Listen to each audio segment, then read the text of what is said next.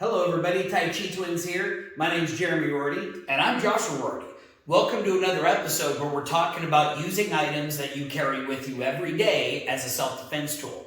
Today's episode, we're going to be talking about the bag that you carry, whether that's a backpack or a purse. Hey, it's not a purse, it's a satchel. It's a purse. Satchel.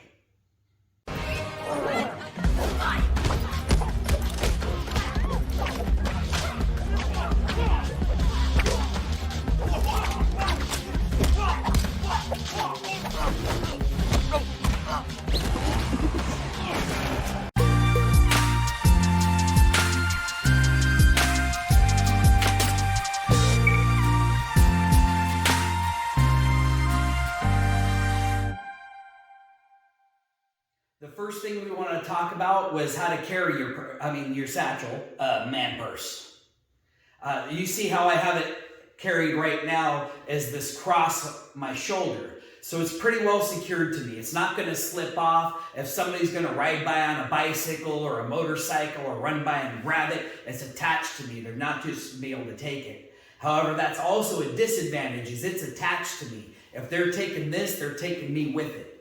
We have a friend who was in Europe and she got mugged for her purse. She had to carry it across her this way, and the person was just trying to cut it off of her shoulder, and she ended up getting cut and stabbed because of that. So now if I am holding it this way, the way I'd want to take it off, I don't want to be, see right here, if I did this, my arm's blocking my vision. So it's kind of more like how you would draw a gun if it was under your shirt. I'm actually grabbing the top of the strap. This one happens to have a handle right here, but otherwise I can just grab the top of the bag. I'm swinging it off this way. And now I can use that to strike. I can drop it into my hand, and I have a little bit more length to be able to carry that by. The backpack, on the other hand, more carries very similar to a jacket. If you haven't already seen our self-defense with the jacket video, make sure you go back and check it out, because some of those techniques could be valuable for a backpack as well. One of the things that we mentioned in that video is the fact that these straps, one goes over each shoulder. So if I try to take them both off at the same time, my arms are technically tied up right now. So one of the things we mentioned is that you could grab one side and pull up. You can grab the other side and slip your arm through, and now you've got the backpack out in front of you. We're going to show you later how you might be able to use that as a shield or as a weapon. Alternatively, if you're comfortable walking around in public with it over one shoulder, obviously over one shoulder, it's real easy to swing around and get in front of you. Another casual way to carry a backpack would be by the strap and just having it over the shoulder this way. Then you give a little bow and that backpack comes straight out down over the top, and it doesn't look like you're swinging it as a weapon.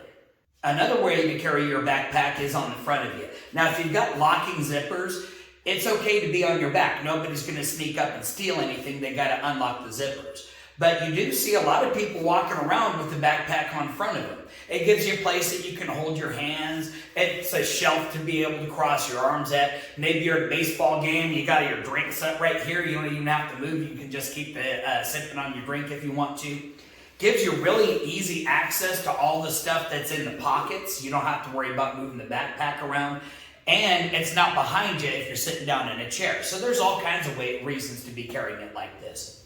Now, some self-defense backpacks have a special lining in here that you can keep a sheet of Kevlar in. They're made to be bulletproof. So in this case, if I'm in a self-defense situation and I can get the backpack on front of me, this is actually protecting all of the vital organs, especially if this is a book bag and I've got some heavy books and other kinds of stuff in here.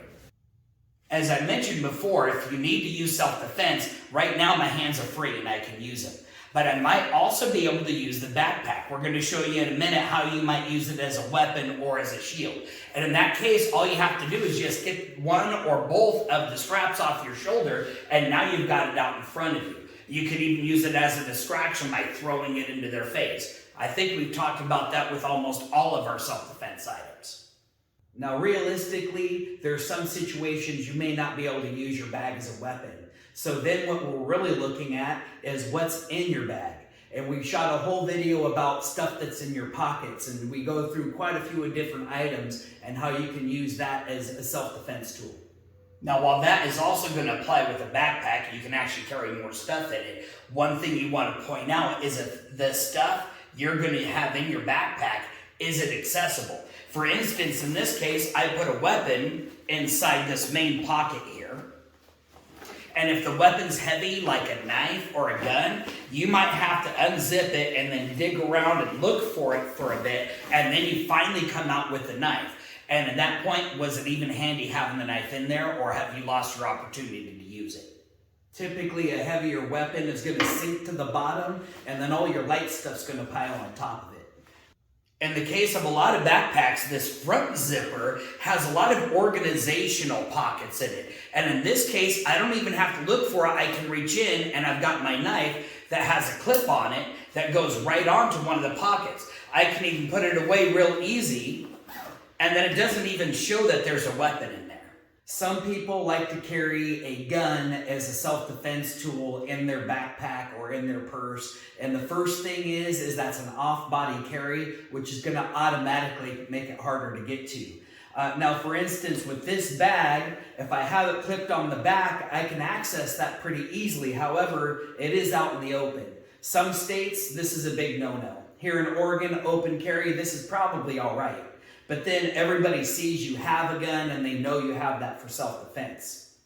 This bag has a bunch of different pockets though. It doesn't have to be on the back. There's this flap that if I open it up, there's a nice little pocket right here that I can just clip it right into. And then it's covered by that strap. I can just flip it up and access the weapon that way. On the opposite side of this bag is this great big zipper pocket. Now, one thing about keeping it in here is I'm going to have to unzip it first, and you can kind of see that cost me a little bit of time there. Once I have it unzipped, I can now access this gun, but you can see that if I have this all the way unzipped, it's in this front pocket. So anytime I open it, it flops right open, and there's a gun right there. So instead of keeping it in this outside pocket, you can kind of see how these little pouches are on the side. And I would be better off clipping it right into there. And then when I open it up, it's not going to flop out with it. Also, in the same pouch that you carry the gun in, don't carry anything else. Because if you have to open up that pouch to get to your wallet, everybody sees that gun. If you are going to store other things inside that pouch, maybe it's an extra clip for your gun, extra ammunition, whatever other accessories you might have. Maybe an extra knife or something in there. There are some people that like to keep their self-defense tools attached to the outside of their bag. Now, this can be a problem if, like for right now, this is keys, but if this was pepper spray and I'm holding it trying to use it and this bag is heavy, it's going to be affecting my aim. Besides that, this can be a distraction. We don't want it to be a distraction. So if I have a way that's a quick release like this carabiner, I can just take that right off, get rid of my bag, and now I have my self-defense tool that I can use. Another big point to make is you don't want to let this bag distract you. So first of all, if somebody's trying to steal your bag, you have to think about what's inside the bag that's so valuable. Maybe if you have your gun in there, it might be worth fighting over that bag because you don't want them to have the weapon.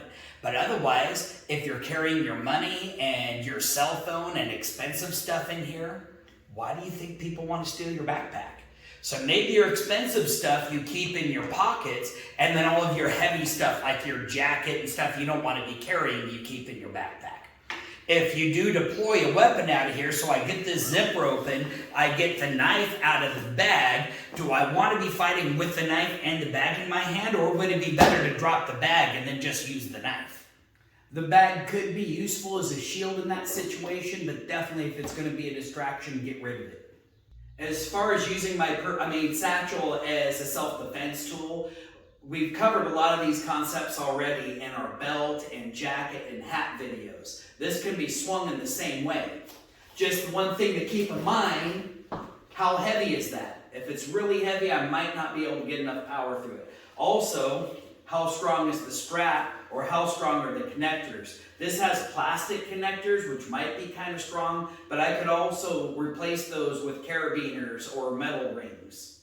If your strap is strong enough, you can use it very similar as the belt in making it use your blocks, or he throws a punch, I can tie it up, and now I have control over him. I can do some kicks. Right here, I even have an arm bar that I can sit down into, and that's going to make this pretty effective for being able to control my opponent. You'll notice the way that I'm holding this, I have the strap doubled up. I'm holding this palm up so that now I have this to be able to use as a shield, specifically in this way as protecting the back of my arm. I'll present that for my blocking rather than my vital area if I was holding it palm down. If he manages to cut through that, this is not the part of my arm I want to get cut. So like for instance, if he's got a knife and he's stabbing at me, or slashing at me, I can just kind of get this in the way. And that can be more effective than just trying to tie this up with my bare hands.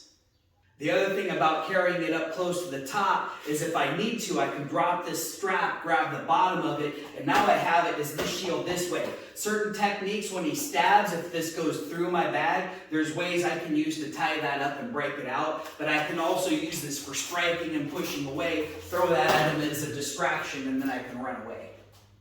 The same idea with using a backpack as a weapon. Now, of course, as we mentioned earlier, it's a little bit easier if you have it over one shoulder, that I can just swing it around in front of me and I've got my shield right here. I can also swing it around and hit him with it if I really needed to. You notice that created a little bit of space. Maybe I create some space here and I follow up with something else he's not really looking at. We also have the ability, besides using it as a shield, if I'm already holding it this way, I can, like he mentioned earlier, enact his flinch response. And now game's over. As with any skill, it takes practice and proper training to get good at it. So make sure you look for a good school in your area. If you're in Southern Oregon, contact us for our locations and times. Thanks for watching our video. If you enjoyed it, like it, and make sure to share that with a friend. Click the subscribe button and then hit that notification bell so you can catch our next exciting video.